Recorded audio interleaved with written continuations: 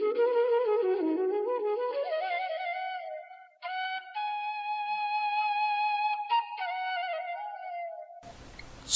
বীর।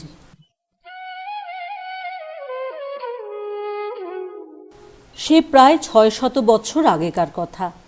সে সময়ে ইংরাজ ও ফরাসিতে প্রায়ই যুদ্ধ চলিত। দুপক্ষেই বড় বড় বীর ছিলেন। তাহাদের আশ্চর্য বীরত্বের কাহিনী ইউরোপের দেশ বিদেশে লোকে অবাক হইয়া শুনিত। ইংল্যান্ডের রাজা তৃতীয় এডওয়ার্ড তখন খুব বড় সৈন্যদল লইয়া ফ্রান্সে যুদ্ধ করিতেছিলেন। ফ্রান্সের উত্তর দিকে সমুদ্রের উপকূলে ইংল্যান্ডের খুব কাছাকাছি একটি শহর আছে, তার নাম ক্যালে। এই শহরটির উপর বহুকাল ধরিয়া ইংরাজদের চোখ ছিল, কারণ এইটি দখল করিতে পারিলে ফ্রান্সে যাওয়া আসার খুব সুবিধা হয়। এডওয়ার্ড জলস্থল দুই দিক হইতেই এই শহরটিকে ঘেরাও করিয়া ফেলিলেন। ক্যালে শহরে সৈন্য সামন্ত বেশি ছিল না, কিন্তু সেখানকার দুর্গ বড় ভয়ানক। তার চারিদিক উঁচু দেয়াল ঘেরা। সেই দেয়ালের বাহিরে প্রকাণ্ড খাল, এক একটা ফটকের সামনে পোল। সেই পোল দুর্গের ভিতর হইতে গুটাইয়া ফেলা যায়। সেই সময়ে কামান ছিল বটে, তাহার গোলাতে মানুষ মরে, কিন্তু দুর্গ ভাঙে না। সুতরাং জোর করিয়া দুর্গ দখল করা বড় সহজ ছিল না। কিন্তু এডওয়ার্ড তাহার জন্য ব্যস্ত হইলেন না। তিনি শহরের পথঘাট আটকাইয়া প্রকাণ্ড তাঁবু গাড়িয়া দিনের পর দিন নিশ্চিন্তে অপেক্ষা করিতে লাগিলেন। যখন দুর্গের ভিতরের খাবার সব ফুরাইয়া আসিবে আর ভিতরের লোকজন ক্রমে কাহিল হইয়া পড়িবে, তখন তাহারা আপনা হইতেই হার মানিবে। মিছামিছি লড়াই হাঙ্গামা করিবার দরকার হইবে না। ক্যালের লোকেরা যখন দেখিল ইংরাজেরা চারিদিক হইতে পথঘাট ঘিরিয়া ফেলিয়াছে, তখন তাহারা শিশু, বৃদ্ধ, অক্ষম এবং দুর্বল লোকদিগকে এবং স্ত্রীলোকদিগকে শহরের বাইরে পাঠাইয়া দিল। তারপর কিছুদিন ধরিয়া ইংরাজ ও ফরাসিতে রেষারেষি চলিতে লাগিল। ফরাসিদের মতলব বাহির হইতে দুর্গের ভিতরে খাবার পৌঁছাইবে। ইংরাজের চেষ্টা যে সেই খাবার কিছুতেই ভিতরে যাইতে দিবে না। ডাঙ্গার পথে খাবার পৌঁছানো একরূপ অসম্ভব ছিল, কারণ সেদিকে ইংরাজদের খুব কড়াক্কড় পাহারা। সমুদ্রের দিকেও ইংরাজদের যুদ্ধজাহাজ সর্বদা ঘোরাঘুরি করিত, কিন্তু অন্ধকার রাতে তাহাদের এড়াইয়া ফরাসি নাবিকেরা মাঝে মাঝে রুটি, মাংস, শাক সবজি প্রভৃতি শহরের মধ্যে পৌঁছাইয়া দিত। মোরত ও মেস্ট্রিয়েল নামে দুইজন নাবিক এই কাজে আশ্চর্য সাহস ও বাহাদুরি দেখাইয়াছিল। একবার নয়, দুইবার নয়, তাহারা বহুদিন ধরিয়া এই রকমে সেই শহরে খাবার যোগাইয়াছিল। ইংরাজেরা তাহাদের ধরিবার জন্য কতবার কত চেষ্টা করিয়াছিল, কিন্তু প্রতিবারেই তাহারা ইংরাজ জাহাজগুলিকে ফাঁকি দিয়া পলাইত। এই রকমে ৬ মাস কাটিয়া গেল, তবু দুর্গের লোকেরা দুর্গ ছাড়িয়া দিবার নাম পর্যন্ত করে না। তখন রাজা এডওয়ার্ড কিছু ব্যস্ত হইয়া পড়িলেন। তিনি আরও লোকজন আনাইয়া সমুদ্রের তীরে দুর্গ বানাইলেন। সেখানে খুব জবরদস্ত পাহারা বসাইলেন। সমুদ্রের ধারে পাহাড়ের বড় বড় পাথর ছুঁড়িবার যন্ত্র বসাইলেন। নৌকা সাধ্য কি সেদিক দিয়া শহরে প্রবেশ করে। খাবার আসিবার পথ যখন রুদ্ধ হইতে চলিল, দুর্গের লোকদেরও তখন হইতে ক্ষুধার কষ্ট আরম্ভ হইল। তাহারা দুর্বল হইয়া পড়ায় তাহাদের মধ্যে নানা রকম রোগ দেখা দিতে লাগিল।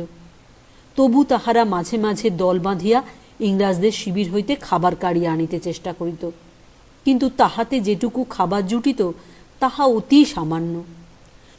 দুর্গের সৈন্যেরা মাসের পর মাস ক্ষুধার কষ্ট সহ্য করিয়াও আশ্চর্য তেজের সঙ্গে দুর্গ রক্ষা করিতে লাগিল। তাহাদের এক ভরসা এই যে ফরাসি রাজা ফিলিপ নিশ্চয় সৈন্য সামন্ত লইয়া তাহাদের সাহায্য করিতে আসিবেন। একদিন সত্য সত্যই দেখা গেল শহর হইতে কিছু দূরে ফরাসি সৈন্যদল আসিয়া হাজির হইয়াছে। তাহাদের রঙিন নিশান আর সাদা তাঁবুগুলি দুর্গের লোকেরা যখন দেখিতে পাইল, তখন তাহাদের আনন্দ দেখে কে। তাহারা ভাবিল, আমাদের এতদিনের ক্লেশ সার্থক হইল। যাহা হোক, ফিলিপ আসিয়াই ইংরাজেরা কোথায় কেমনভাবে আছে তাহার খবর লইয়া দেখিলেন যে এখান হইতে ইংরাজদের হটানো বড় সহজ হইবে না। ক্যালে ঢুকিবার পথ মাত্র দুইটি, একটি একেবারে সমুদ্রের ধারে, সেদিকে ইংরেজের বড় বড় যুদ্ধজাহাজ 24 ঘণ্টা পাহারা দেয়। আরেকটি পথে পোলের উপর দিয়া নদী পার হইতে হয়। সেই পোলের উপর ইংরাজেরা রীতিমতো দখল জন্মাইয়া বসিয়াছে। পোলের মুখে দুর্গ বসাইয়া বড় বড় যোদ্ধারা তাহার মধ্যে তীরন্দাজ লইয়া প্রস্তুত রহিয়াছে। তাহারা প্রাণ থাকিতে কেহ পথ ছাড়িবে না। ইহা ছাড়া আর সব জলাভূমি, সেখান দিয়া সৈন্য সামন্ত পার করা এক দুরূহ ব্যাপার। ফিলিপ তখন ইংরাজ শিবিরে দূত পাঠাইয়া প্রস্তাব করিলেন, আইসো, তোমরা একবার খোলা ময়দানে আসিয়া আমাদের সঙ্গে যুদ্ধ করো। এডওয়ার্ড উত্তর দিলেন, আমি আজ বৎসরখানেক এইখানে অপেক্ষা করিয়া আছি, ইহাতে আমার খরচপত্র যথেষ্ট হইয়াছে। এতদিনে দুর্গের লোকেরা কাবু হইয়া আসিয়াছে। এখন তোমার খাতিরে আমি এমন সুযোগ ছাড়িতে প্রস্তুত নই। তোমার রাস্তা তুমি খুঁজিয়া লও। 3 দিন ধরিয়া দুই দলে আপোষের কথাবার্তা চলিল, কিন্তু তাহাতে কোনরূপ মীমাংসা হইল না। তখন ফিলিপ অগত্যা তাহার সৈন্যদের লইয়া আবার বিনা যুদ্ধেই ফিরিয়া গেলেন। তাহাকে ফিরিতে দেখিয়া দুর্গবাসীদের মন একেবারে ভাঙ্গিয়া পড়িল। এতদিন তাহারা যে ভরসায় সকল কষ্ট ভুলিয়াছিল, এখন সে ভরসাও আর রহিল না। তখন তাহারা একেবারে নিরাশ হইয়া সন্ধির প্রস্তাব করিল। এডওয়ার্ড বলিলেন, সন্ধি করিতে আমি প্রস্তুত আছি, কিন্তু তোমরা আমায় বড় ভোগাইয়াছ। আমার অনেক জাহাজ ডুবিয়াছে, টাকা ও সময় নষ্ট হইয়াছে এবং অন্য নানা রকমের ক্ষতি হইয়াছে। আমি ইহা 16 আনা শোধ না লইয়া ছাড়িব না। আমার সন্ধির শর্ত এই, ক্যালে দুর্গ, শহর, টাকা কড়ি, লোকজন সমস্ত আমার হাতে ছাড়িয়া দিতে হইবে। আমার যেমন ইচ্ছা ফাঁসি, কয়েদ, জরিমানা ইত্যাদি দণ্ড বিধান করিব, এবং ইহাও জানিও যে আমি যে শাস্তি দিব তাহা বড় সামান্য হইবে না। ইংরাজ দূত যখন ক্যালের লোকেদের এই কথা জানাইল, তাহারা এমন শর্তে সন্ধি করিতে রাজি হইল না। তাহারা বলিল, রাজা এডওয়ার্ড স্বয়ং একজন বীর পুরুষ, তাহাকে বুঝাইয়া বলুন, তিনি এমন অন্যায় দাবি কখনো করিবেন না। ইংরাজ দলের ধনী এবং সম্ভ্রান্ত লোকেরা তখন তাহাদের পক্ষ লইয়া রাজাকে অনেক বুঝাইলেন। ক্যালের লোকেরা কিরূপ সাহসের সহিত কত কষ্ট সহ্য করিয়া বীরের মতো দুর্গ রক্ষা করিয়াছে, সে সকল কথা তাহারা বারবার বলিলেন। এমন শত্রুকে যে সম্মান করা উচিত, এ কথা এক বাক্যে সকলে স্বীকার করিলেন। কিন্তু এডওয়ার্ডের প্রতিজ্ঞা অটল। অনেক বলা কওয়ার পর তিনি একটু নরম হইয়া এই হুকুম দিলেন, ক্যালের লোকেরা যদি ক্ষমা চায় তবে তাহাদের 6 জন প্রতিনিধি পাঠাইয়া দিক। তাহারা দুর্গের চাবি লইয়া খালি পায়ে, খালি মাথায়, গলায় দড়ি দিয়া আমার কাছে আসুক এবং সকলের হইয়া শাস্তি গ্রহণ করুক। তাহা হইলে আর সকলকে মাপ করিতে পারি, কিন্তু এই 6 জনের আর রক্ষা নাই। ইংরাজ দূত আবার দুর্গে গিয়া এই হুকুম জানাইল। দুর্গের লোক রাজার আদেশ জানিবার জন্য ব্যগ্র হইয়া অপেক্ষা করিতেছিল। এই হুকুম শুনিয়া তাহারা স্তব্ধ হইয়া গেল।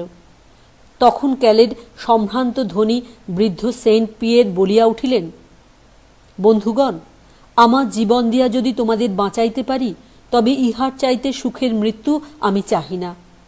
আমি 6 জনের মধ্যে প্রথম প্রতিনিধিরূপে দাঁড়াইলাম। এই কথায় চারিদিকে ক্রন্দনের রোল উঠিল। অনেকে সেন্ট পিয়েরের পায়ে পড়িয়া কাঁদিতে লাগিল। দেখিতে দেখিতে আরও 5 জন লোক অগ্রসর হইয়া তাহার পাশে আসিয়া দাঁড়াইল এবং বলিল, আমরাও মৃত্যুদণ্ড পর্যন্ত গ্রহণ করিতে প্রস্তুত আছি। এই দৃশ্য দেখিয়া ইংরাজ দূতের চক্ষে জল আসিল। তিনি বলিলেন, রাজা এডওয়ার্ড যাহাতে ইহাদের প্রতি সদয় হন, আমি সেজন্য প্রাণপণ চেষ্টা করিব। 6 জন প্রতিনিধিকে রাজার সভায় উপস্থিত করা হইল। তাহারা শান্তভাবে রাজার সম্মুখে হাঁটু গাড়িয়া বসিলেন। তারপর সেন্ট পিয়ের ধীরে ধীরে বলিতে লাগিলেন, আমাদের ক্যালেবাসী বন্ধুগণ এতদিন অসহ্য দুঃখ কষ্ট সহ্য করিয়া দুর্গ রক্ষা করিয়াছেন। তাহাদের অযোগ্য প্রতিনিধি আমরা। আজ তাহাদের জীবন রক্ষার জন্য দুর্গের চাবি আপনার কাছে দিতেছি। এখন আমরা সম্পূর্ণভাবে আপনার ইচ্ছা ও আদেশের অধীনে রহিলাম। সভাশুদ্ধ লোক স্তম্ভিত হইয়া তাহাদের দিকে চাহিয়া রহিল। 6 জনে সকলেই বয়সে বৃদ্ধ। বহুদিন অনাহারে তাহাদের শরীর শুকাইয়া গিয়াছে। তাহাদের গম্ভীর প্রশান্ত মুখে কষ্টের রেখা পড়িয়াছে। এক একজন এত দুর্বল যে চলিতে পা কাঁপে, অথচ তাহাদের মন এখনো তেজে পরিপূর্ণ। তাহাদের দেখিয়া ইংরাজ যোদ্ধাগণের মনে শ্রদ্ধার উদয় হইল।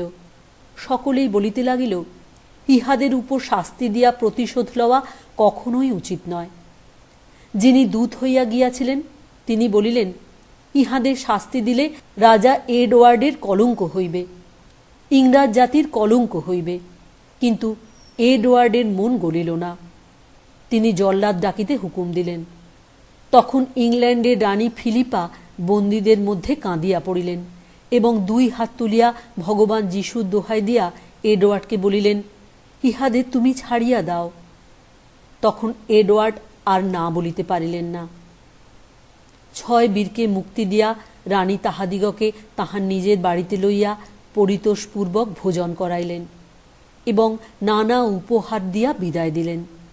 ইহাদের বীরত্বের কথা ফরাসিরা আজও ভোলেন নাই। ইংরাজও তাহা স্মরণ করিয়া রাখিয়াছেন।